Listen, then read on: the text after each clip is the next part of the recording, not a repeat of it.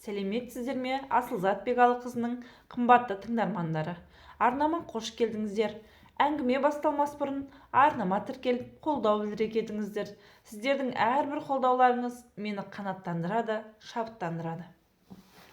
Қарағанды облысына қарасты ауылдың бірінде болған ғибратты оқиғаны баяндап беруге бекіндім.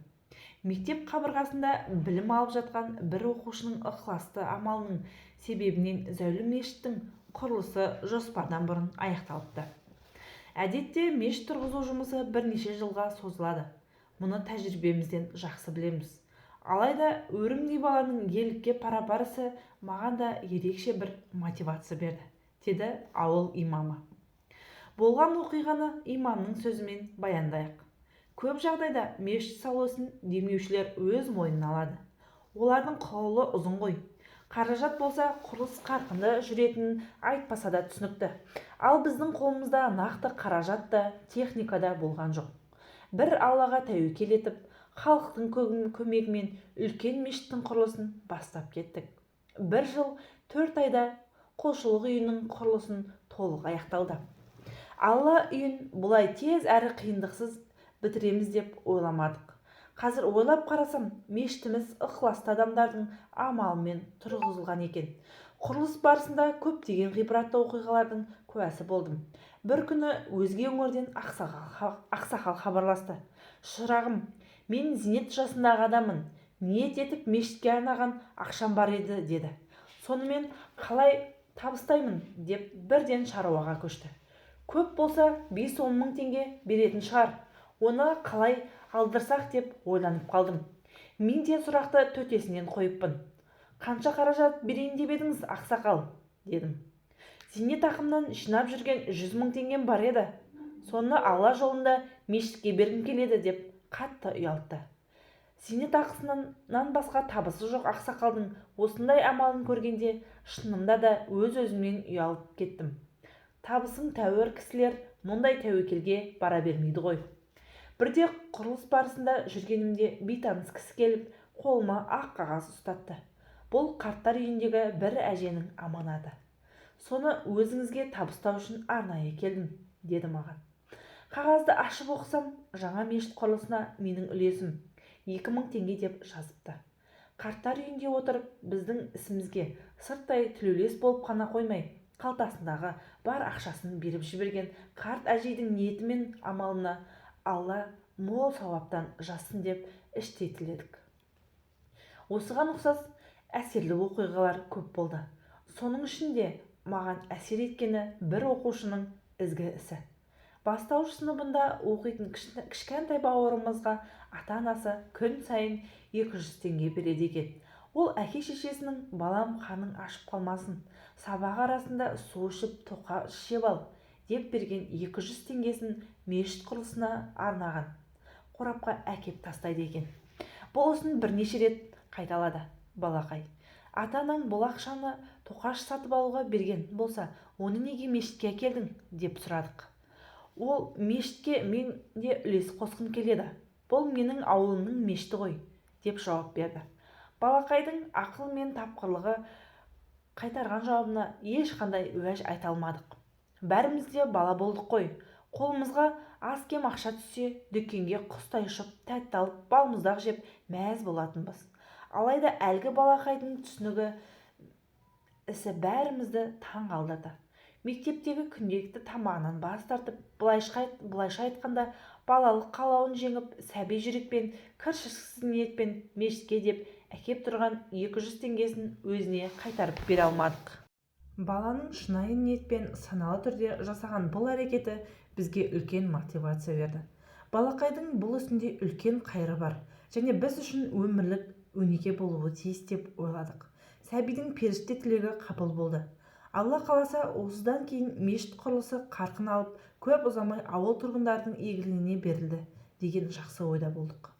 Сәті келгенде әлгі бүлдіршіннің жасаған ерлігі мешіт құрылысына тұрақты түрде қаржылай көмектесіп жүрген демеушілерге әңгімелеп бердім. Олар да бастауыш сыныпта оқитын баланың бұл әрекетіне қатты әсер алды. Расында мешітті біз емес, сол оқушы салдырып жатыр екен ғой. Ол шынайы ықыласымен өзіне еш нәрсе қалдырмай қолындағы барымен бөлісті. Ал біз табысымыздың белгілі бөлігін ғана мешітке беріп отырамыз. Оның тәуекелі мен біздің тәуекеліміздің айырмасы жер мен көктей. Бір емес бірнеше рет өз қалауын жеңіп 200 теңгесін мешітке әкеп беруі ерлікпен пара-парыз, деп толғаныспен ой қозғады. Иә, адамның ниеті мен ықыласы сауап тұрғысынан амалынан басым болады екен.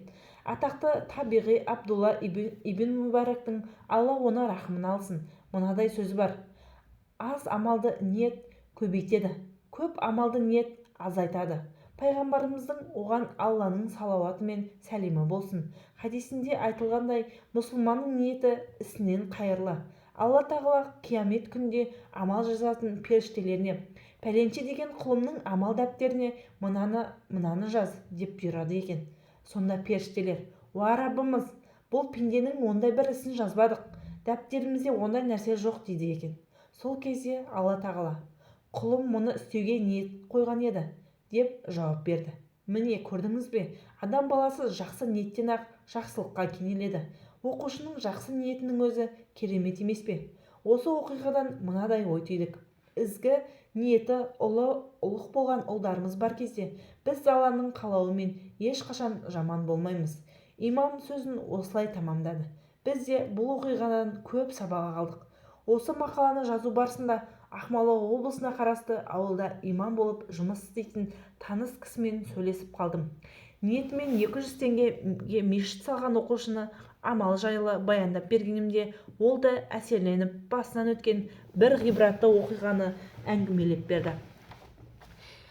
Ол көлікке жинаған ақшасын мешітке берген екен. Ол кезде қызымның жасы небары 6-да болатын дейді. Қыз әкесіне жақын болады емес пе? Деген сөзге бұрын мән бермейтінмін. Осы оқиғадан кейін қызымның маған деген махаббаты, қамқорлығын көріп, көңілім босап кетті. Имандық ету халыққа қызмет жасау деген сөз. Халықтың қуанышы мен қайғысына ортақтасып, ары-бері шапқылап жүресің. Арасында отбасыңа да көңіл бөлуің керек. Олардың да ақысын бермесе болмайды. Әйтпесе бізде нақты демалыс күн жоқ. Ажал айтып келмейді дегендей, мешіттің сан алуан шаруасынан бөлек кісі қайтыс болған үйлерді діни рәсімдерін атқару қажет. Осындай қарбалас жұмыс арасында уақыт тауып бала шағама көңіл бөлу әкенің міндеті емес пе? Бірінен соң бірі жалғаса беретін шаруаға жаяу шапқылап жүргенімді көрген 6 жастағы қызым қасиетті қағбаға секілді 4 бұрышты ағаштан жасалынған қорапшаға ақша жинай бастапты. Онысын маған айтпаған. Анасына осы қорапшаны ақшаға толтырып, сосын әкеме көлік әперем, жаяу жүріп әбден шаршады депті. Ниетінен айналмайсың ба? Жұма күні балаларыма сыйлық жасайтын әдетім бар еді. Оны үнемі әдетке айналдырғаным. Жұма мұсылман үшін мереке болған соң бала шағаға аз-кем ақша беремін. Қызым өзіне берілген ақшаға еш нәрсе алмай, бәрін қорапшасына сала беріпті. Қазір ауылымызда жөндеуге келмейтін шағын 2 мешіт бар. Мешітке келушілер саны күн сайын артып келеді. Жұма айт намаздары кезінде мешіт былай тұрсын ауласына адам сыймай қалады. Бір күні ауыл әкімдігімен жамағатпен ақылдаса келе, аумағы үлкен жаңа мешіт саламыз деп шештік. Қай жерде жүрсем де халықты мешіт құрылысына көмектесуге шақырамын. Үйге келген қонақтардың да осы мәселе бойынша мазасын аламын. Мешітті бітірмей жаным жай таппайтынын сезген әлгі 6 жастағы қызым бірде: әке, мына қорапшадағы ақшаға сізге көлік әперем деп ойлағам, бірақ осыны мешітке берсек қалай болады, деп тосыннан сұрақ қойды. Мұны қайдан алдың? Неге мешітке бергің келіп тұр? деген сұрағыма, сіз берген ақшаларды осы қорапшаға жинап келдім. Негізгі сізге машине сатып алып берем деп ойлаған едім. Бірақ сіз үнемі адамдарға жаңа мешітке көмектесіңдер деп айтып жүресіз ғой. Айтқаныңызды бірінші болып орындағым келді, деп жауап берді қызы. Әкесі не айтарын білмей, қызын құшақтап ұзақ отырып үнсіз тұрып қалды. Әкесінің жүрегі елжіреп кетті. Осындай ақылды қыз берген Құдайға шүкір айтты. Көңілін қимай, ниеті орындалсын деген оймен қорапшаға жиналған ақшасын түгел мешіт құрылысына жұмсадық. Ауыл имамымен болған әңгімені осы жерде нүкте қойылды. Келесі әсерлі әңгімеміз Таразда ауыр тартқан айран. Мақаланы жазып біткен сәтте мешіт салып жатқан құрылысшыларға бір кесе айран ұсынып есеп күнінде сол кішкентай амалы үшін үлкен сауапқа айналған кейуананың ниеті жайлы оқиға еске түсті. Сүлеймания мешіті бар. Ол 2019 жылға дейін, яғни қазіргі Шамылжа мешіті тұрғызылғанға дейін көлемі жағынан бірінші орында болды. Сүлеймания мешіті Османия сәулет өнерінің ең озық үлгілерінің бірі еді. Мешітті Сүлеймен сұлтан салдырғаны үшін Сүлеймания деп аталған. Мешіт салудың сауабы мол екенін түсінген Сүлеймен патша Алла үйін тек өзінің қаражатын тұрғызуға бел буады. Сол үшін қарамағындағыларға құрылыс жұмысына ешкімді араластырмауды бұйырады. Бұл ниетін құрылысшыларға да жеткізіп, мешітке кеткен шығындарды толық өзім өтеймін, ешкімнен ешнәрсе алушы болмаңдар деп шегелейді. Осылайша Стамбул төрінен күмбезі аспанымен таласқан зәулім мешіт салына бастады. Мешіт жанында тұратын кейуана құлшылық үйінің құрылысына көмектескісі келді. Алайда оның қолында ешқандай қаражат болмайды. Үйінің ауласына да жайлы жүрген жалғыз ешкісінен басқа дымы жоқ еді.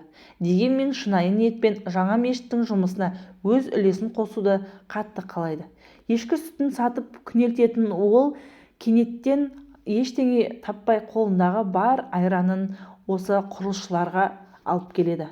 Құрылысшылар оны ішіп шөлін қандырады. Сол түні Сүлеймен сұлтан түс көреді. Түсінде ақыретте адамдардың есеп беріп жатқанын көреді. Кезек оған келеді. Есеп таразының бір басына салдырған мешіт, екінші басына бір кесе айран қойылады. Алайда бір кесе айран мешіттен ауыр тартады. Бұл көріністен шошып оянған ол таңғы шаруасын мешіт салып жатқан құрылысшыларды сұрақтың астына алудан бастайды. Мешітке қандай адам қаражат әкеп бергенін немесе кім құрылыс жұмысына көмектескенін сұрайды. Құрылысшылардың бірі күндіз қарт әжей бір кесе айран бергенін жеткізді. Сұлтан мән-жайды бірден түсінеді де үнсіз қалады. Ізгілерден қалған амалдан бұрын ниет етуді үйрен. Ниетке қарай кішкентай амал үлкен амалға, үлкен амал кішкентай амалға айналады. Пенде жақсы ниеттенсе барлығы ізгіліктің жолында болады. Жақсылықты алға шығу адаммен емес ниетпен болады деген сөздің мәні осында жатса керек. Жақсы ниетпен қолынан келгенше кішкентай амалды жасап бір кесе айран ұсынған кейуананың ісі таразы басында ауыр тартып тұр. Көп нәрсені білдіреді. Сондықтан әрдайым жақсы ниетте болайық. Кезекті әсерлі әңгімеміз 4 жыл темір үйде тұрған мұғалімнің тағдыры. Астана іргесіндегі Қоянды ауылында болған осы оқиға талай жанға сабақ болған еді. 4 жыл бойы темір контейнерді паналауға мәжбүр болған мұғалімнің тағдыры ешкімнен үй сұрамаған, қанағатшылдық қасиеті өмір сынақтарына мойымаған, өжеттілігі бізді де қайран қалдырған. Таныс имам осы оқиғаны әңгімелеп бергенде жүрегіміз елжіреп кетті. Оқиғаны имамның сөзімен баяндайын. Бір күні мешіт ұжымымен ақылдаса келе зекет және қайырымдылық қорын ел үлесі пәтерге жобасы аясында шынайы мұқтаж адамға үй алып беруді ұйғардық. Осылайша баспанаға аса мұқтаж жанды іздестіре бастадым. Бір күні Қоянды ауылындағы мешітте қызмет ететін бауырым хабарласып: «Аға, бізде 4 жылдан бері темір контейнерде тұратын отбасы бар. Менің ойымша үй әперуге әбден лайықты жандар. Тұрмыс жағдайын өз көздеріңізбен көріп кетсеңіздер» деді. Ұжыммен бірге ауылға бардық. Біздің келетінімізді естіп дастархан әзірлеп қойыпты. Өздері көмекке мұқтаж бола тұра қонақжай пейілдерінен дархан көңілдеріне риза болдық. Өзін Майя деп таныстырған ол бірнеше жылдан бері мектепте география пәнін сабақ береді екен. Күйеуі құрылыс нысандарының бірінде ауыр жарақат алып, екі аяғы жансызданып қалыпты. Өздігінен қажетін өте алмайды. Әйелі әрқашан күтімін жасайды. Мені таң қалдырған нәрсе Майяның өжеттілігі. Әкімдік жағалап шағымын айтып, халықтан көмек сұрап алақан жайған емес. Тіпті мектеп ұжымы оның бұл жағдайынан бейхабар екен. Оқушыларын көріп қоймасын деп контейнерден мектепке ұрланып шығамын дейді. Мектеп пен темір үйдің арасы 4 шақырым. Жаяу барып сабақ беріп келем. Сабақ арасында екі баламның және төсекке таңылған жолдасымның ас суын әзірлеп кетемін. Сабақтан шыға сала 2-3 шақырым жаяу жүріп ауыл шетіндегі қарақат терем. Бір шелегін 4000 теңгеге сатып үйге азық-түлік аламын. Ала жаздай еңбек етемін. Қарақатты сатқан сайын осыны еккен адамға мыңда бір рахмет деп іштей ризашылығымды білдіріп отырамын, деді Майя. Тұрмыс жағдайын көзбен көріп, үй әперуге тәуекел еттік. Өзінің рұқсатымен тұрып жатқан үйін видеоға түсіріп, әлеуметтік жерге жарияладық. Бір күні мешітте отырсам, жас жігіт есікті қағып кіруге рұқсат сұрады. Біздің видеомызды көріп, жәрдем берейін деп келген екен. Сонда әлгі жігіттің сөзі қатты әсер етті. Аға, мен де мұғаліммін, бірақ өзімде баспана жоқ. Алайда Майя мұғалімнің баспаналы болуын Құдайдан тілеймін. Біз жігітпіз ғой. Сәті келгенде үйде қол жеткіземіз. Бірақ бір өзі бір отбасын асырап отырған әйел мұғалімнің ерлігі мені таң қалдырды. Оның тағдыры жайлы видеоны көріп қарап отыра алмадым. Мынау менің азғантай болса да үлесім деп 1 миллион теңгені қолыма ұстатты да көп кідірместен шығып кетті. Іштей нағыз азамат екенсің дедім. Арадан біраз күн өткенде құрылыс компаниясының бір кәсіпкері танысым әлгі видеоның сілтемесін WhatsApp-ыма жіберіп, «Имам, осы бойынша кездесіп сөйлесе аламыз ба?» деп жазып жіберді. Бір нәрсені сезгендей қатты қуанып кеттім. Уәделескен жерде кездесіп Майяның тағдыры жайлы әңгімелеп бердім. Егер уақытыңыз болса, сізді сол үйге апарып көрсетейін дедім. Бірден келсе кетті. Үйіне жақындағанда әлгі кәсіпкер, «Имам, мына қымбат көлікпен дәл үйінің алдына дейін барғанымыз ұят болар. Жақын маңға қалдырып жаяу барсақ қайтеді?» деді. Бай адамның қарапайым ақылды болғаны қандай жақсы дедім. Аядай ғана бір бөлмеде тұратын мұғалімнің үйіне үй алған күйде кірдік. Үйдің сырты темір, демесеңіз іші тап-таза. Әр нәрсе өз орнында тұр. Өздері біреудің ауласында өмір сүруде. Сонда да есік алдындағы аядай жерге қияр қызанақ егіп, қыстың қамын жасап жатыр екен. Біздің келетінімізді естіп, тағы да дастархан әзірлеп қойыпты. Бізді одан сайын қысылдық. Кәсіпкер бұл ауылда үйдің бағасы қанша тұрады деп сұрағанда, төсекте жатқан отағасы шамамен 20 миллион теңгеге алуға болады деді. Қанағатшылдық қасиетін танымаған Майя негіз 5 миллионға времянкалар табуға болады деген ой тастады. Қалада көп деген пәтер салып, үлкен жобаларды жүзеге асырып жүрген кәсіпкер ешқандай уәде берместен үйден шығып кетті. Біраз күннен кейін хабарласып, «Имам, Майя өте қанағатшыл адам екен. Оның отбасына қаладан үй бере салсам болар еді. Бірақ біз оны мектептегі қызмет орнын қозғалмауымыз қажет. Себебі мұғалімдік қасиетті, сауапты қызмет. Егер ауылдан үй сататын кәсіпкер табылса, біз оларға қаладағы компанияға тиесілі пәтерлердің бірін ұсынайық» деді. Оның іскерлігін, ақылға қонымды ұсынысына қатты риза болып, алғысымды жаудырдым. Бірнеше күннен бері жасап жүрген дұғама жауап берген Аллаға сансыз шүкір айтып, қуаныштан шүкір сәждесін жасадым. Құдайдың қалауымен ауылдан үйде табыла қойды. Біздің ұсынысымызға қуана келісті. Бастаған ісімізге сәттілік нәсіп еткен Аллаға сансыз шүкір. Бірақ болып жатқан жағдайлардан Майя мұғалім хабарсыз еді. Үйдің кілтін алған соң оны салтанатты түрде табыстауды ұйғардық. Алайда жаңа үйдің ішінде кілем, диван, ванна тағы басқа қажетті дүниелердің болмағаны жанға батты. Қайыр қылсаң бүтін қыл дегендей бәрін толық бергіміз келді. Бірақ халықтан жиналған ақша толық жетпейді.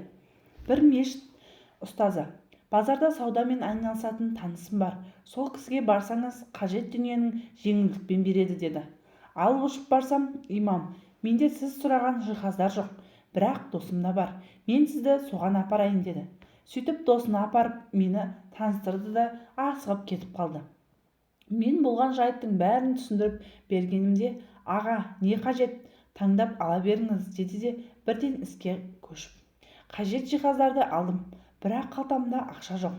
Айтуға қысылып тұрмын. Бір кезде саудагер жігіт, «Аға, таңдадыңыз ба? енді кімді күтіп тұрсыз? дейді. Мен ұялғанымнан қазір бір кісілер ақша жіберу керек еді, соны күтіп тұрмын дедім. Ақшасын жаңағы досым төлеп кеткен, жеткізіп беру ақысын да беріп қойған дегенде не айтарымды білмей көңілім босап кетті. Құдай сәтін салса түк емес екен ғой. Жаратқан жер бетіндегі жақсы адамдарды жақсы іске себепші етіп қояды екен деген ойлар келді. Сосын демеуші болған сатушы жігітке шыны алғысымды білдіріп, сауапты ісіңіз өзіңізге еселеніп қайтсын. Келесі әсерлі әңгімеміз түсінде болашақ жарын көріп өңінде үйленген жігіттің оқиғасы. Жазғы еңбек демалысында ауылға барып, ағайынның ахуалын сұрап, қариялардың батасын алып қайтуға тырысамын. Осы жолы да туған жерге жолымыз түсті. Әуелі әкемнің үлкен ағасына сәлем бердім. Дастархан басында хал сұрап, түннің бір уағына дейін әңгімелестік. Сөйлегенде сөздің майын тамызатын атам. Сұлтан жиеннің түсінде үйленетін қызын көріп, өткен аптада болашақ келініміздің құлағына сырға салып отырған жайымыз бар. Көп ұзамай тойға келіп қаласыңдар-ау, деп қызықтырды.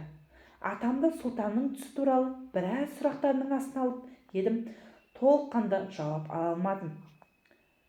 Анығын анасы біледі деп қысқа ғана қайырды.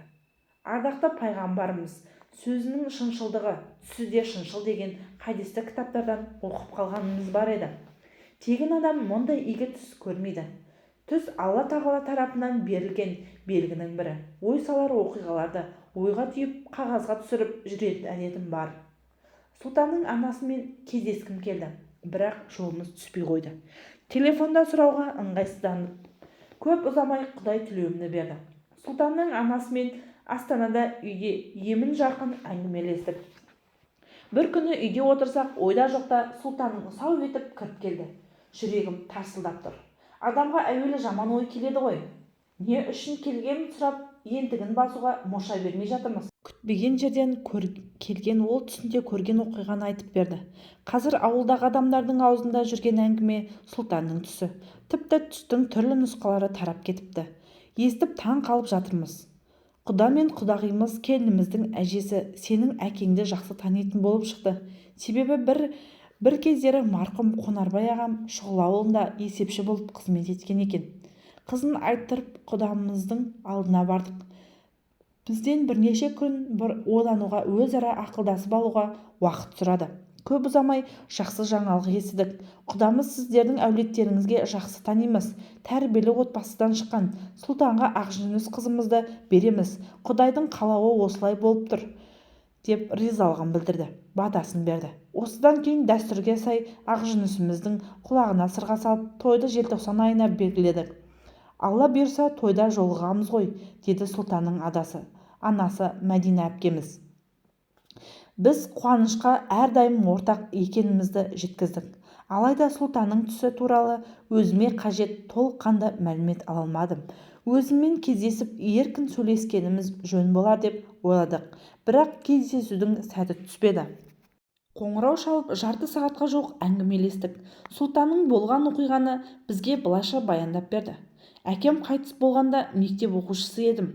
Асқар тауымды жерлеген соң жапан далада жалғыз қалып қойғандай күй кештім. Арқа сүйер азаматтың бір сәтте арамыздан ғайып болғаны жаныма қатты батты. Анама қарасам қайғыдан әлі есін жия алар емес. Өзімен өзі есеңгіреп жүр. Осындай кезде қорған болар әке қадірін терең түсіндім. Жүрек түбіндегі сөзімді сізге ғана айтып отырмын. Осыған дейін ешкімге тіс жармаған едім. Күндер зулап өтіп жатты. Мектеп бітіріп оқуға түстім. Оқуымды аяқтаған соң сәті жақындағандай сайын Құдайдан жанымды түсінетін, анамның қадірлейтін өмірлік серігімді сұрадым. Әсіресе қасиетті Рамазан айы келгенде 5 уақыт намазында ерекше дұға жасадым. Оразаның 2-ші күні таң намазында тағы да Алладан салиқалы жар жолықтыруын тіледім. Сол күні туған күнім болатын. Таң намазынан кейін дұға жасап ұйықтап кетіппін. Түсімде болашақ жарымды көрдім. Өзін Ақжүніс деп таныстыра бастады. Шұғыла дейтін ауылда тұратынын айтты. Аз-кем әңгімелескен соң, енді сені қайдан табамын деп сұрадым.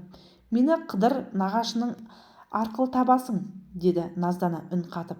ары қарай қандай әңгіме болғаны есімде жоқ. ұйқыдан оянып түп нағашыма Қыдыр ағаның үйіне тарттым. Жағдайды түсіндірдім. Түсімді айтып бергенімде қандай ғажап түс. Бұл да Құдайдың қалауы, саған деген мейірімі шығар. Ақжүніс біздің құдашамыз. Әжесінің қолында өскен, үлкен кісінің тәрбиесін көрген өте ибалы қыз. Егер ол кісі мен қызын берсе, бізді тойға шақыруды ұмытпа деп әзілдеді. Түп нағашымның Ақжүніс туралы жақсы пікірі жүрегіме тыныштық сыйлап, өзімді үйлену тойымда отырғандай сезініп кеттім. Сонымен алып ұшып Алматыдан ауылға тарттым. Бар жағдайды анама айна қатесіз әңгімелеп бердім. Қатты қуанып жылап жіберді. Әулетіміздің үлкендері Мақтаарал ауданына қарасты Шұғыла ауылында Ақжүніс деген қыздың үйін іздеуге кірісті. Құдды махаббат жайлы айтылатын ертегі секілді жағдайлар болып жатыр. Ауыл адамдарын сұрастырып Ақжүністің үйін тауып алдық. Үлкендер қыздың әкесін менің түсімді асықпай әңгімелеп бергенде олар не айтарын білмей абдырап қалды. Бізге уақыт беріңіздер, ойланып көрейік, қызымыздың ойын тыңдайық, әрине жастардың таңдауына қарсы келе алмаймыз ғой, деп әкесі. Үлкендер жағы біздің оңаша сөйлесіп алуымызға мүмкіндік берді. Осы сәтті пайдаланып Ақжүніске сезімімді білдірдім.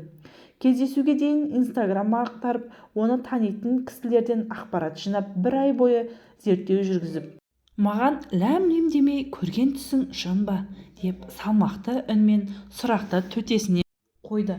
Шын болмаса қолыңды сұрап келмес едім. Құдайдан әр намазымда адал жар сұрап, жасаған дұғамның жауабын түсімде көрдім, дедім мен де салмақты үнмен. Егер тағдырым саған байланған болса, бағымды ашар жан сен болсаң, Құдайдан бұл нәрсенің қайырын сұрайық, деді. Оның сезімге берілмей сұрақтарыма ақылмен жауап бергені мені өзіне одан сайын ғашық ете түсті. Алғашқы кездесуден кейін екеуміз истихар, яғни осы ісіміздің қайырын сұрау намазын оқуға уәделестік. Әдетте истихара намазы бірнеше күн оқылады. Сұраған нәрсенің жауабы түсінде беріледі дегенді естігем. Бірінші күні истихара намазын оқып, уа Алла, сен бәрін білушісің, біздің болашақ тағдырымызды да білушісің. Мен сенен ниеттенгем. Ісімнің тек жақсылығын тілеймін.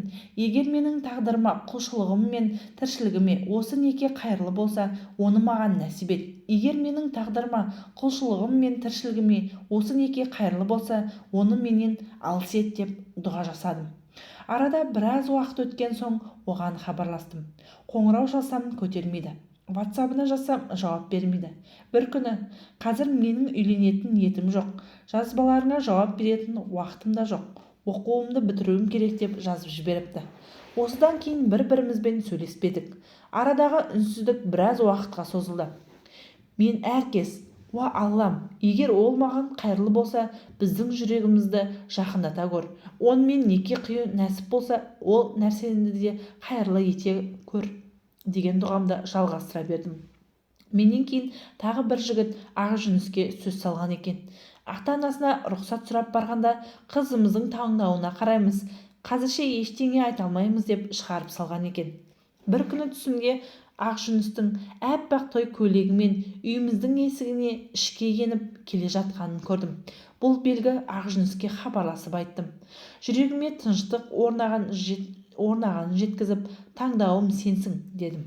Ол да бірнеше рет истихара намазын оқыпты. Алла тағала жүрегіне мен жайлы жақсы ой салған сияқты. Мені жақсы көресің бе дегенімде, иә, деп жауап берді. Сонымен екі жақтың үлкендеріне таңдауымызды айттық. Олар біздің шешімімізді құптап ақ батасын берді. Аллаға шексіз шүкір, дедім. Алладан жақсы оқиғалардың кезінде жарымды жолықтыруымды сұрап жүруші ем. Жаратқанның жоспары мүлде бөлек екен ғой. Сұраған нәрсемнің ең жақсысын, ең қайырын нәсіп етті. Аллаға шүкір. Сұлтан сөзін осылай тамамдады. Жас болса да ойы орнықты, сөзі салмақты. Алла тіл көзден сақтасын. Осындай парасатты жастардың өсіп келе жатқаны қандай қуанышты. Жақсы адамның жәрдемшісі қашанда бір Алла деген ойға құлай берсең, құлай бересің. Хақ тағала Құранда маған дұға етіңдер, сендерге жауап беремін, деген екен. Келесі әсерлі әңгімеміз Меккеге жеткізілген ниет. Мен жастайымнан жетім қалдым. Қазір 40.000 теңге зейнетақы аламын. Өзім пәтер жалдап тұрамын. Қажылыққа ақша жинауға бүкіл ғұмырым жетпейтін шығар. Өмірімдегі бар арманым қажылыққа бару, деді кейуана. Бас мүфти демеуші табылса көмектесетінін жеткізді.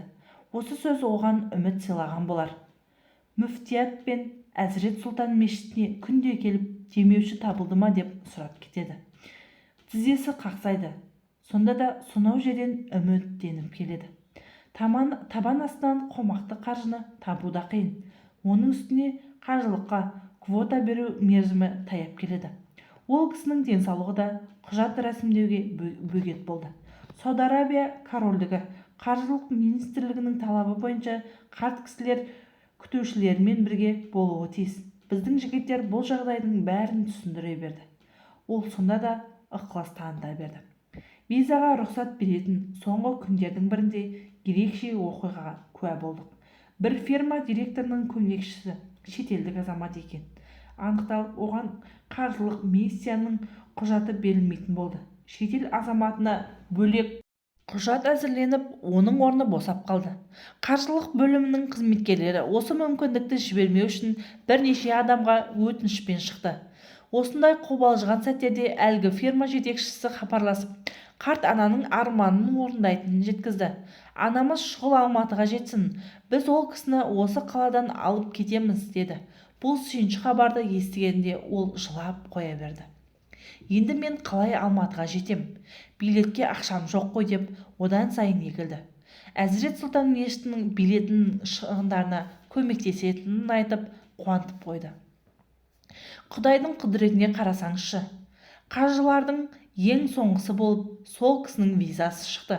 Осы кезде адамды қажылыққа ақша емес, ықылас ниеті жетелейтінін түсіндік. Әйтпесе елордадан Алматыға жете алмай жатқан апамыз сонау жер кіндігі Мекке Мединаға қалай баруы мүмкін деп ойлаймыз. Оны жетелеген бір-ақ нәрсе – ықылас. Әрине, Алланың қалауымен осылай болды. Бір Құдайдың күдерін үзбеді. Алла да оны тастамады. Өз үйіне қонаққа шақырды. Комадан шыққан әженің ғибратты оқиғасы. Елімізге белгілі қари ұстазбен сұхбаттасқанымызда былай деген еді: Құран жаттаған адам ақылынан адаспайды. Бұл Алланың мейірімі. Ардақты пайғамбарымыздың кімде-кім Құранды жаттаса, Алла тағала оның ақыл есін қайтыс болғанға дейін сақтайды деген хадисі бар. Сондықтан Құран жаттауға көбірек көңіл бөлуіміз керек. 70 жасында қатты науқастанып комаға түсіп қалған әженің оқиғасын естігенде пайғамбарымыздың айтқан осы хадисін мәңгі терең ой жүгірттік. Бұл оқиғаны ауыл имамы әңгімелеп берген еді. Соның сөзімен сабақтайық. Мешітімізде тұрақты білім алатын жасы 70-ге жеткен әжеміз болды. Арманы Құранды түп нұсқасын оқып жаттау болатын.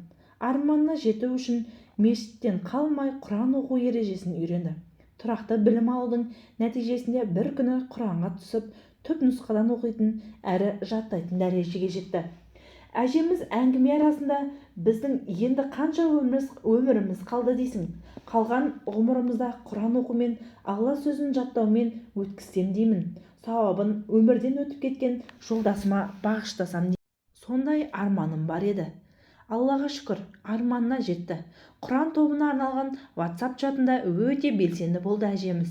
Әйел жамағатымен бірге бір адам бір айда бірнеше рет Құранды толық оқи алмаса, ол кісі бірден өзі тез үйреніп алатын жақсы қасиеті бар еді. Асылында ол кісі қант диабетімен ауырады екен. Оны кейін білдік. Ауыр жағдай болғанға дейін бізге бір ауыз айтпағанына таң қалдық. Бір күні жоғары қан қысымымен ауруханаға түсіп қалды. Дәрігерлер оны арнайы аппаратқа жатқызып, бірнеше күн бақылауда ұстады. Алайда денсаулығы күн өткен сайын нашарлап, ақыр аяғында комаға түсті. Дәрігерлер әженің баласын шақырып, науқастың жағдайы нашар екенін, ақтық сапарға шығарып салуға дайындала беру керектігін ескерткен. Мұндай жайсыз хабарды естіген Құран тобындағы апа-әжелер намаздарында күн сайын дұға жасады.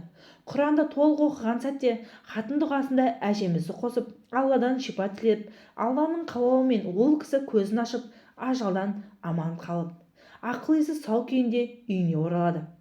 Ертесіне бірден мешітке баруға қамдалған сәтте баласы: Кеше ғана ауруханадан келдіңіз ғой, сізге күтіну керек депті. Сонда анасы: Алла маған екінші рет өмір сүруді нәсіп етті. Комадан шыққан сәттен бастап менің екінші өмірім басталды. Соған шүкір етпеймін бе? Деп жауап беріпті. Әжеміз шүкіршілік дастарханын жайып, ең бірінші қонақтарды мешіт жамағатына шақырып бастады. Ал имам сөзін осылай түсіндірді. Жаңа өмір бастаған әжеміз құлшылыққа, Құран оқуға, оны жаттауға ерекше ден қойыпты. Шын мәнінде Құран шипа. Құран жаттаған жандар ең алдымен Алланың құрметіне бөленеді, оның панасында болады. Хадистерінің бірінде ақиқатында Құранды жатқа білетін мұсылмандар Алла тағаланың панасынан басқа пана болмайтын күн пайғамбарлар және таңдаулы пенделермен бірге оның панасына да болады делінген. Бұл үлкен нығмет әрі жетістік. Асхат пен Жазира бір-бірін сүйіп қосылды. Жазираның әке-шешесі ерте қайтыс болып кеткен еді. Туысқандары бойжеткеннің ұзату тойын жасап бере алмады. Асхат болса дүркіретіп той жасады. Әке-шешесі кенже ұлдарынан ештеңе аяған жоқ. Несие алып үлкен тойхана жалдап, ұлан-асыр той жасады. Жазираның қуанышында шек жоқ. Асхаттың анасы өз анасындай қабылдап құрақ ұшты. Қандай жақсы, енді менің анам бар деп қуанды. Асхат анасы Гүлжан, әкесі Тілеу, төртеуі бір үйде тату-тәтті тұрып жатты. Солай жүргенде Жазираның аяғы ауырлап, дүниеге сәби әкелді. Қыз еді. Сол қыз дүниеге келмегенде бәрі сол қалпында қалар ма еді? Осындай ой келген сайын Жазира өз-өзінен шошынады. Өйткені Жазира қыз туғаннан ақ енесі бұрынғыдай көз қарасын өзгерте бастады. Асхаттың ағасы басқа қалада тұрады. Ата-анасына анда-санда келіп төбе көрсетіп келгені болмаса, аса жақындығы жоқ. Гүлжан мен Тілеудің бар сүйенері Асхат еді. Жазира басында мән бермей, енесі шашап жүрген болар деп, енесінің бұрынғыдай емес суық қарағаны жүрегін қарып өтсе де, сәбиді қолына алып мейірленбегеніне тіксініп қалғаны рас. Гүлжан сол күйі бейкүнә сәбиге жолаған жоқ. Жазираны бұрынғыдай жақын тартпайды.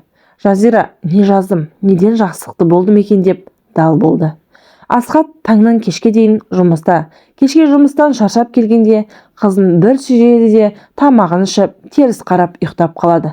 Жазира сүтке жармай омырауынан сүт біресе шығады, біресе шықпайды. Тойынбаған сәби шырқырап жылайды. Сәби жылаған сайын Асхат ахлеп-ухлеп, соңында жастықты Жазираға қарай лақтырып: «Өшірсе ананың үнін!» деп айқай салды. Анау деп тұрғаны өз сәбиі. Осы кезге дейін ішке тынып келген Жазира бұл жолы үнсіз қалмады. «Асхат, саған не болды? Бұл сенің де балаң ғой», деді жыламсырап. «Жылатпай бақ, кімнің баласы болса да», деді де көрпес төсегін жұлқылап басқа бөлмеге шығып кетті. Жазира жылап тұрған сәбиін құндақтаған күйі сілейіп отыра қалды. Сәби жылап-жылап шаршап ұйықтап қалды. Таңға дейін дұрыс ұйықтамаған Жазира азанда орнынан әрең сүйретіліп тұрып, шай дайындау үшін ас бөлмеге кірді. Енесі оянап алған екен. Күйбеңдеп таңғы астың қамына кірісіп жатыр. «Неге жылай береді? Тойдырмайсың ба?» деп сұрады өктем үнмен. «Иә, сүтім аз, қосымша тамақ сатып әкеліп береміз-ау деймін», деді Жазира. «Оған ақша жоқ, кәдімгі сүт бере бер», деді де Гүлжан қолындағы ыдысты сарт еткізді. «Ойбай-ау, бір айлық сәбиге кәдімгі сүт бере бер дегені қай сасқаны? Ешкінің сүті болса бір сәрі», деп Жазира ішінен. Сыртынан енесіне сөйлей алмайды. Жазира тұрмысқа шыққалы күйеуінің қолақысын көрген емес. Қанша айлық алатынын да білмейді. Отбасының бүкіл қаражаты Гүлжанның қолында. Баланың ақшасы, жүргек пұл да Жазираның қолына тимейді. Карточканы енесі сұрап алған. Әйтеуір балаға керек жарағын әкелгені болмаса, Жазира жаңа киім алмағалы жылдан асты. Ел қатарлы қонаққа, жиынға барудан қашады. Өйткені киіп баратын лайықты киімі жоқ. Амалы құрыған Жазира сәбиіне дүкеннің сүтін бере бастады. Аллам, балама ештеңе болмаса екен, осы сүтпен ақ өсіп кетсе екен деп жалбарынды. Бірақ баланың жас ағзасы майлы сүтті көтере алмады. Келесі күні Жазира бір айлық сәбиін құшақтап ауруханадан бір-ақ шықты. Дәрігерлер сәбидің асқазанын шайып, дәріханадағы сатылатын қосымша сүтті ғана беруді керектігін қатаң айтты. Дәрігер, білесіз бе, қалай айтсам екен, енем осында келгенде өзіне айтасыз ба, менің айтқанымды тыңдамайды, сүтке ақша бермейді, деді Жазира. Дәрігер көзілдірігінің астымен қарап, алдында сүмірейіп тұрған келіншекке аң-таң болып қарап қалды. Түсінбедім, бұл сәбидің анасы сіз, неге талап етпейсіз? Балаңыздың ақшасы қайда? Деді дәрігер сұраулы жүзбен. Бәрі енемнің қолында, деді Жазира. Тоқтаңыз, онда сіз балаңыздың ақшасын енеңізге бердіңіз бе? Қазір қай заман? Көзіңізді ашып, жан-жағыңызға қарасаңызшы. Өткен ғасырда қалып кеткендер әлі де бар екен ғой, деп басын шайқады дәрігер. Дәрігер бір түрлі екенін білемін, бірақ менде бір тиын ақшам жоқ. Бәрін енем ұстайды. Сүтке ақша сұрасам бермейді. Сізден өтініп сұраймын. Енем осында келгенде өзіне айтыңызшы, деді Жазира. Дәрігер, жақсы, деп қояды. Гүлжан Жазираны ауруханадан шығарып алатын күні келіні мен немересін алып кетуге келді. Гүлжанды көрген дәрігер дүрсе қоя берді. Сәбиді өлтіріп қояйын депсіздер ғой. Майлы сүтті 1 айлық сәбидің асқазаны көтере алмайды. Немереңізге қосымша сүт алып беріңіз, деп дәрігер қатқыл үнмен желдің қай жақтан ескенін сезіп қалған Гүлжан келініне оқты көзбен қарады. Бойын тез жинап алып, дәрігердің алдында түлкідей бұлаңдап, «О, не дегеніңіз? Осы балалар үшін өмір сүріп жүрміз ғой», деді. Сосын, жарайды, баланы бұдан былай майлы сүт бермеуші болмаңыздар. Анасына да айттым, сізге де ескертем, деді дәрігер. Үйге келген бойда Гүлжан келіне тап берді. Сен не деп жүрсің? Дәрігерге мен жайлы не айттың? Отбасындағы сөзді сыртқа таситын адам жақсы келін болып жарытпас, деді ауруханадан қалшырап шыққан Жазираға. Тамағына келіп қалған өксігін іркіп тұншығып үнсіз қалды. Енесінің содан бері қабағы ашылған жоқ. Әр нәрсеге сөйлеп, сөзінің бір ұшын Жазираға әкеліп тірей береді. Ұйықтап кетіпті. Гүлжанның ащы даусынан селк етіп оянып, сәби пысылдап ұйықтап жатыр екен. Мына үйден келін бар ма? Жоқ па? Келінге келін болдық қой. Кешке дейін ұйықтайсыңдар, түнде тағы ұйықтайсыңдар. Мына үйдің тірлігін кім жасайды? Ортасына үйіп отырасыңдар, деп ас үйде бұрқылдап жүр. Жазира атып тұрып ас үйге жүгірді. Қазір жуамын, деп мыңқ етіп ыдыс аяқты көріп. Асхат қонақ бөлмеде теледидар көріп отыр еді.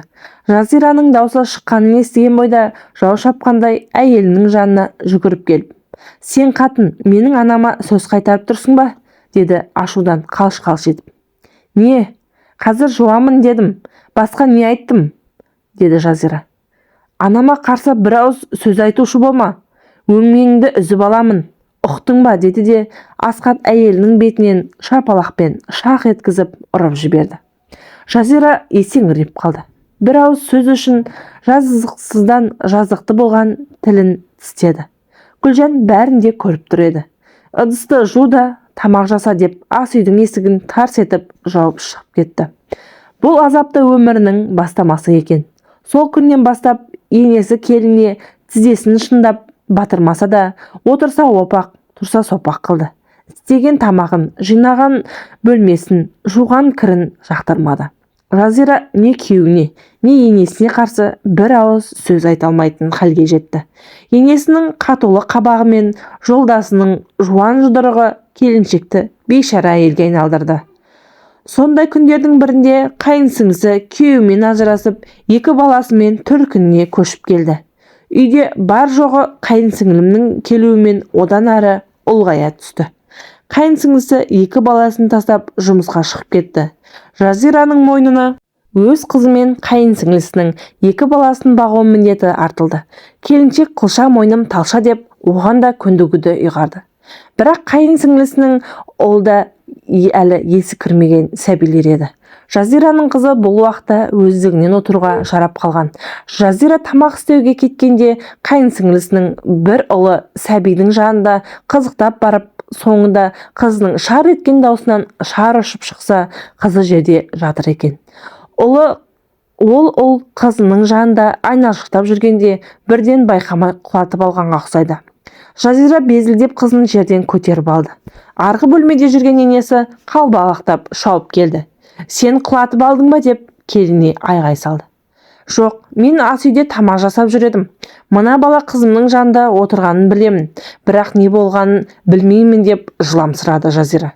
Сен өзіңнің балаға салғырттығыңды қызымның ұлынан көрейін деген екенсің. Кінәсіз балаға жала жауып тұрғаныңды білесің бе? Сен арсыз, деді Гүлжан.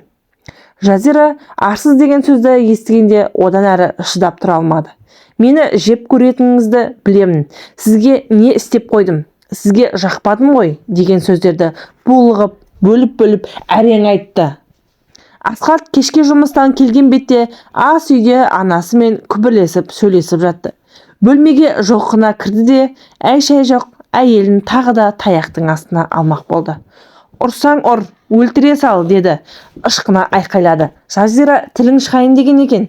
Сенің, ал пәлем, сазайыңды тарт, деді де Асқар әйелін тепкілеп үйден сүйреп шығарып тастады. Гүлжан есікті іштен кілттеп алды. Күн суық, үстінде бір қабық жұқа халаты. Аяғында шоқтан басқа ештеңе жоқ. Жазира дірдек қағып тоңа бастады. Бұл сезім оған жат емес. Кезінде талай туыстың есігін тоздырғанда бөтен үйге кіруге бата алмай жүріп алатын. Сол кезде осылай дірілдейтін маңдайының соры бес-елі екен. Ит сияқты далаға қуып шықса да барар жері, басар тауы жоқ екен. Не әкесі, не шешесі болмаған соң Жазира ешкімге керексіз. Енесінің сөзінен ұққаны мұның бар кінәсі дүниеге ұл емес қыз әкелгені екен. Елдің келіндері шекесі торсықтай етіп ұл табады деп тілімен шаңқып отыратын. Бірнеше рет естіп қалды. Жұмыстан атасы тілеу келгенде Жазира далада дір-дір етіп отыр еді. Қарағым, бұл түрің не? Деп шошып кетті. Атасы сөйтіп Жазираны үйге алып кірді. Бірақ атасы момын адам. Гүлжанға қарсы келе бермейтін. Құлағының тыныштығын ойлап, тамағын ішіп, бөлмесіне барып жатып қалатын. Ол келініне қорған бола алмады. Сөйтіп жүргенде Жазираның аяғы тағы да ауырлап қалғанын білді. Бұл жолы ұлту деп енесі ашып айтты. Арада 9 ай 9 күн өткенде Жазира толғатып дүниеге тағы да қыз әкелді. Әбден жүрегі шәйіліп қалған келіншек қыз туғанын білгенде перзентханада жатып көз жасын көл қылып жылады.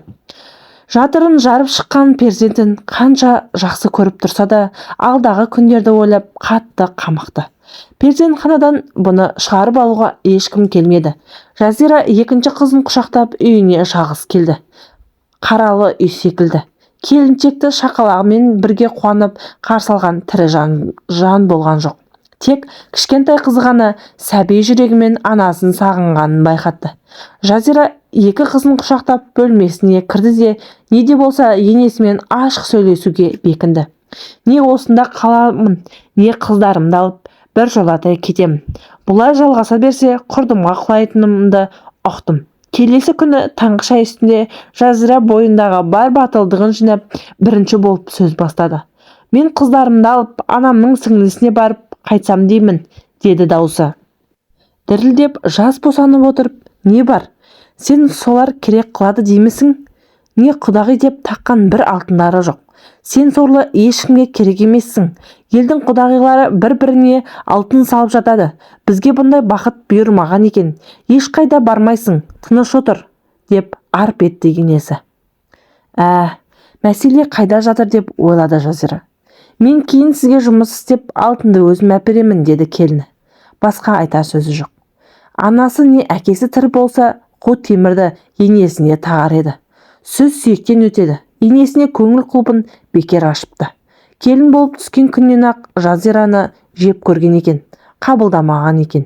Жүрегінің ішіне кіргізбеген екен. Жазира бұл ақиқатты кеш ұқты.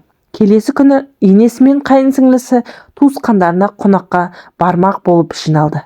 Үйде 4 баламен Жазира жалғыз қалмақ. Мен де барайыншы деп қиылды келіншек. Саған не бар? Балалардың тамағын беріп үйде отыр, деді енесі қатуланып. Менің де барғым келеді, деді Жазира. Қырқыңнан шыққанша үйден аттап шықпайсың, деп суық әңгімеге нүкте қойды. Енесі кешке енесімен ашық сөйлескісі келген, бірақ батылы толық жетпеді. Үйде ешкім жоқтығын пайдаланып, екі қызын алып үйден қашып шықпақшы болды. Бұл азапқа тозып жүргенше далада қаңғып қайыр сұраған жақсы. Қайын сіңлісінің кінәсіз екі баласын аяды. Жалғыз тастап кетсе, бұлардың халі не болмақ? Сөйтіп ойланып отырғанда Асхат жұмыстан келді. Бүгін ерте келіпті. Есік ашылғанын естігенде Жазираның жүрегі дір ете қалды. Бетін жуған жасын сүртіп жіберіп, орнынан атып тұрып ас үйге жүгірді. Тамағы уақытында дайын болмаса, күйеуі мұны жүндей түтіп жейді. Асхат ұялы телефонына қарап отырып шайын ішті. Үнсіз ерлі-зайыптылар арасындағы махаббат сезімі жоқ. Асхат, қыздарға жаңа киім керек. Үлкен қыздың үстіндегі киімі тозып кетті, деді Жазира. Маған не қыл дейсің? Бақшиды. Асхат, анамнан сұра. Бүкіл ақша сол кісінің қолында екенін білесің ғой. Мені ондай ұсақ түйектерге араластырма. Жазира.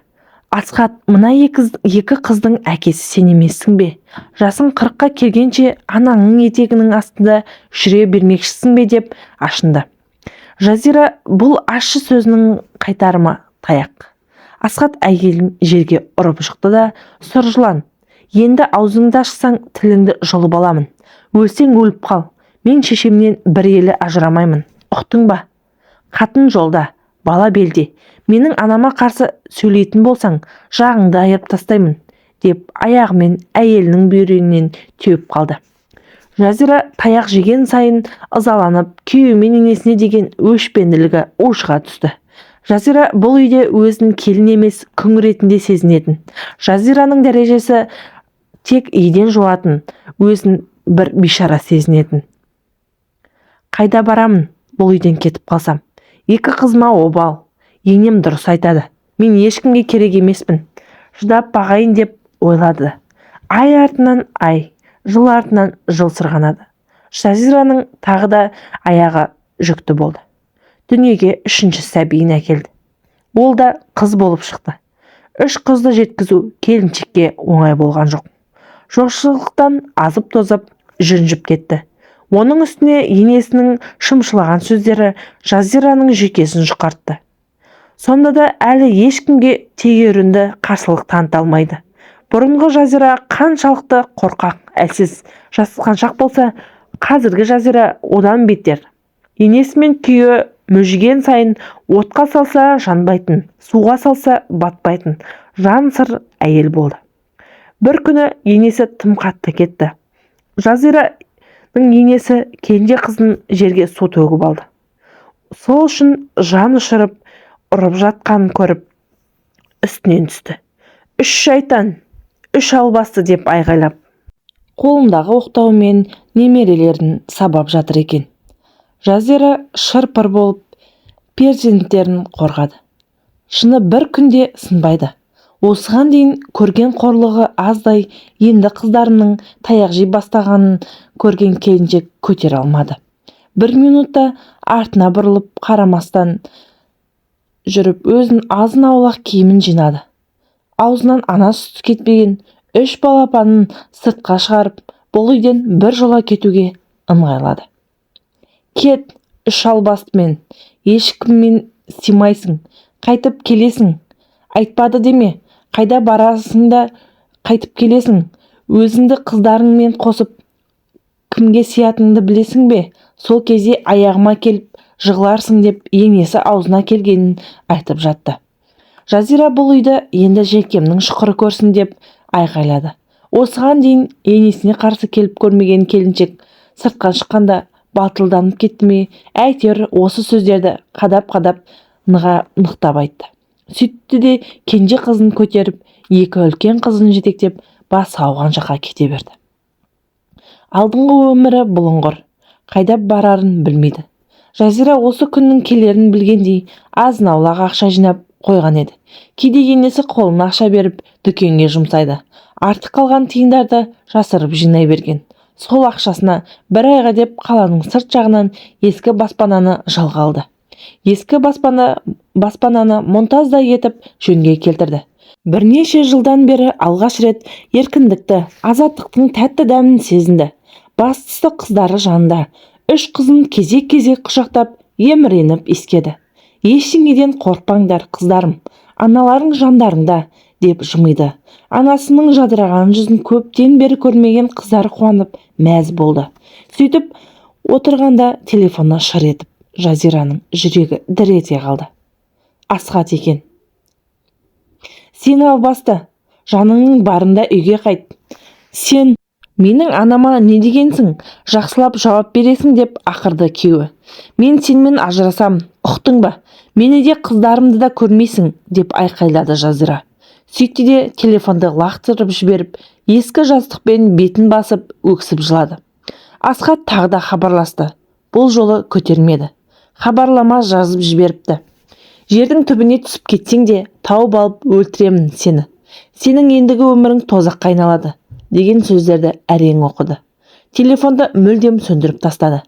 Қаншама жыл бойы көк ала қойдай таяқ жегені жетер. Бұдан былай кеудесін ешкімге бастырмайды.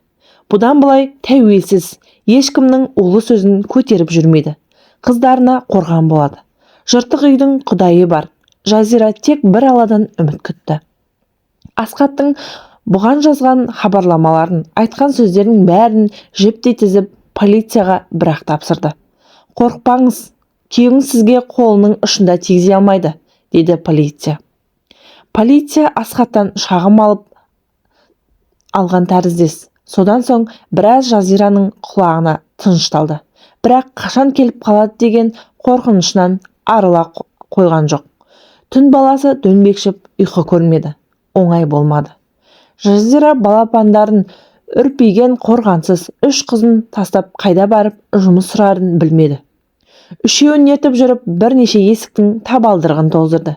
Бәрінен алған бір жауап: бізде орын жоқ, дейді.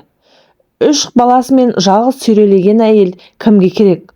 Сонында еден жуушы болып бір кафеге орналасуға келген бір бейтаныс кексе әйел. Сен бұлай балаларыңды ертіп жүрсең, ешқашан жұмысқа кіре алмайсың. Тастайтын адам болмаса, сырттарынан кілттеп қамап кет, деп кеңес берді. Біз кезінде балаларымыздың аяғын төсекке жіппен байлап кететін едік, сөйтіп жан бағатынбыз, деді. Әйелдің айтқаны айдай келді. Жазира тағы да жұмысқа тұра алмай, үйге құр сүлдерін сүйретіп қайтып келді. Келесі күні әлгі әйелдің айтқаны ойынан шықпай, бойлары жетпейді-ау деген жерден ұшы өткір заттардың бәрін алып, жан-жақты жинап, үш баласын қамап жұмыс істеуге кетті. Жазира жылап келеді. Аллам, балапандарым өзіңе аманат. Егер оларға бір нәрсе болса, өзімді кешіре алмаймын. Бірақ басқа амалым жоқ. Ақшам бітіп барады. Тезірек жұмыс таппасам, балаларым аш қалады, деп өзін біресе жұбатып, біресе жек көреді. Сөйтіп жүргенде тыныштық жоқ. Үш қызы бір жамандыққа ұшыраған болса ше, орта жолға дейін жүріп барады. Сілейіп тұрып қалды. Аяғы одан әрі жүргісі келмейді. Қыздарыма бірдеңе болып қалса ше деген ой жанын жегідей жеп барады. Жазира жалт бұрылып үйіне қарай тура жүгірді. Жүрегі бір сұмдықты сезгендей қатты соғады. Құдды кеудесінен атқып түсетін секілді. Келіншек алқынып үйіне жетті. Бәрін тас түйін етіп жауып кеткен сияқты еді. Қақпа ашық тұр. Мәссаған, үйдің есігінде айқара ашық жатыр. Жазира жалма-жан үйіне кіріп келді. 30 минуттай бұрын тастап кеткен қыздары үйде жоқ. Айналасына алқына қарады. Терезе шағылыпты. Біреу терезені шағып кіріп, іштен есікті ашып, қыздарын алып ізін суытыпты. Жазира жүгіріп үйден шықты. Асхат қой, неде болса, бұл соның ісі. Жазира не істерін білмей, басын ұстап жерге отыра қалды. Мен саған айтып едім, менсіз ешкім емессің. Желке тұсынан гүр еткен дауыстан шошып кетті. Бірден таныды. Бұл Асхат еді. Қыздарым қайда? Айт тез, қайда олар, деп шыңғыра айғайлады. Жазира, қыздарды енді көрмейсің. Үстінен жазып жібердім. Полиция бәрін өз көзімен көрді. Балаларды жалғыз тастағаныңды, сені аналық құқынан айырады, деді Асхат. Жазира, оңбаған, сендер қыздарымды күң етесіңдер, деп күйеуіне қарай мысықша атылды. Еңгесі де еркек нәзік әйелді бұйым құрлы көрген жоқ. Жерге атып ұрды. Сөйтті де көлігіне барды. Жазира аңырап жалғыз қалды. Ботадай боздады. Тағдырына налыды. Нағылет айтты. Күресуге дәрмені жоқ. Мен әлсізбін, дәрменсізбін. Бұл қасқырлармен алыса алмаймын. Оларға қарсы тұра алмаймын деп өзіне өзі өкіріп жылай берді. Кешқұрын сүйретіліп жүріп, ата-енесінің үйіне барды. Тірі өлік секілді. Бәріне шыдайды. Тек балаларын көрсе болды. Есікті енесі ашты. Үндемеді. Жазира іштей өкірді. 3 қызы да үйде екен. Анашым деп жүгіріп алдынан шыққанда жүрегі орнына түсті. Жанарынан аққан жасты көрсеткісі келмей, көзін төлмен сала тұра берді. Гүлжан да Асқат та үнсіз қарап тұрды. Жазира мен қыздарын алып кетуге келдім деп енесіне айтып еді. Енесі, сенің үстіңнен іс қозғатып жатырмыз. Балаларыңды ешқайда алып кете алмайсың деді. Қыздарды баға алмайтыныңа көзің жетті ме? Не таптың деп кекетті. Тек жарты сағатқа қалдырып едім деді Жазира. Онда да жұмыспен сөйлесу үшін деп. Оны бізге емес, сот қайтарсың деді Гүлжан. Мен қыздарымнан айырмаңыздар, жалынып сұраймын. Оларсыз өмір сүре алмаймын деді Жазира. Даусы дірілдеп. Өтірік күлкірісі ме? Қайтып келер есігіңді қатты жапа деген. Келместе кетіп едің деді енесі. Ары қарайғы сөздерін естігісі де тыңдаған да жоқ. Сілейіп қарап отыра берді. Енесінің бетіне Гүлжан. Гүлжан сөйлеп жатыр. Жазира қыздарын құшақтады да сөйтті де үйден тез шығып кетті. Қайда барамын? Кімнен көмек сұраймын? Енді не істеймін? Қайда барамын? Тығырықтан шығар жол жоқ деп пәтерде бір нүктеге қарап тұрып қалды. Көп өтпей Жазира аналық құқығынан айырылды. Сот отырысы болды. Енесі келіні туралы құлаш қағаз дайындап келіпті. Түске дейін ұйықтайды, қыздарға қарамайды, үй тірлігін істемейді, жалқау, үйден қашып кетеді деп басталған ұзын сонар сөзін соңына дейін айтып шықты. Жазира өліспей беріспеймін деп, ол да басынан кешкен оқиғаларды жасырмай жайып салды. Қос тарапты тыңдаған сот ұзақ уақыт ойланып, сот шешімі қабылданды. Жазира аналық құқығынан айырылып, 3 қызы Асқаттың қамқорлығына өтті. Сотта құр сөз жүрмейді екен. Полициямен бірге барып түсірген видео бәрін шешті. Ол видеода қыздардың жалғыз қалғаны тайға таңба басқандай көрініп тұр еді.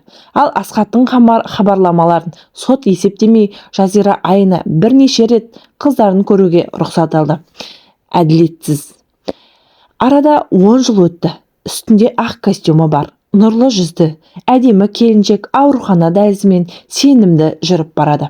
Палатаға бұрылып кіріп, үлкен кісіге система қоя бастады. Медбике келіншек Жазира. Ал системада жатқан оның бұрынғы енесі Гүлжан. Система қойып болып, енесінің ес-түссіз жатқан жүзіне бұрылып қарап, ойланып отырып қалды. Өткен өмірін есіне алды.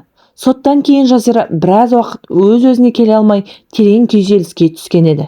Бірақ бойын жинап, өмірде жаңаша көзқараспен медбике болып оқып алды. Қиналып оқыды. Ол қиын күндерді есіне түсіргісі келмеді. Қолына медбикелік дипломын алған соң ауруханаға медбике болып жұмысқа тұрды.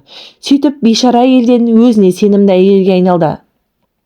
Сот белгілеген уақытта ғана қыздарына барады. Қыздары көзі жәутеңдеп күтіп отырады. Жазира келген күндердің бірінде Асқат сөз бастады. Мені кешіре алмайтыныңды білемін. Бірақ қыздарға қарашы. Күнде сені іздейді, сағынады. Ананың орны бөлек қой. Ешкім баса алмайды ғой. Қайтадан қосылайық.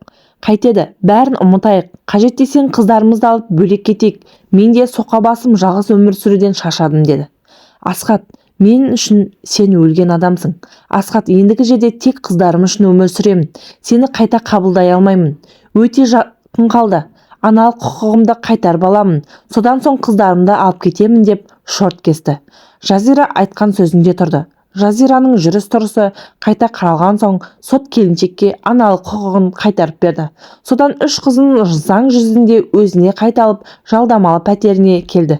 Сабыр қылсаң бәрі өз уақытымен болады деген пендені сынайтын пенде, өшіретінде адамдар.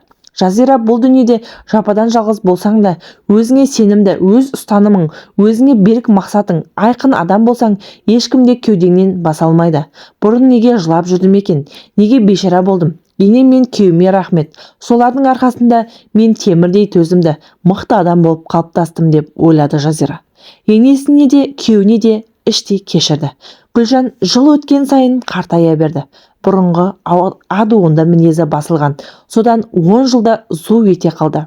Гүлжан Жазира жұмыс жасайтын ауруханаға жедел жәрдеммен жеткізілгенде халі ауыр еді. Оған Жазира таң қалған жоқ. Қан қысымы көтеріліп кетті. Жазира баласын мәпелеп сауығып кетуге жанын салды. Гүлжан есін жинағанда келін бірден таныды. «Айналайын, бұл сенсің бе?» деді, иегі кемсеңдеп. «Иә, бұл мен, көп сөйлемеңіз, шашып қаласыз, жатып демалыңыз», деді Жазира, сенімді сөйлеп. Жақсы күтім көрген Гүлжан оңала бастады.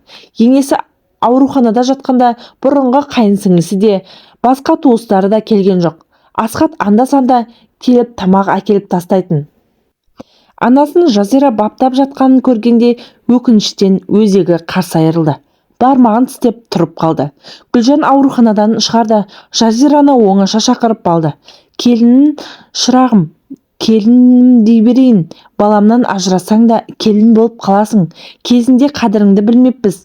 Тек мініңді теріппін. Менің саған жасаған жамандықтарыма қарамастан бетімді бері қараттың. Ата-анаңа тигізген жерім болса, мені кешір», деді Гүлжан кемсеңдеп.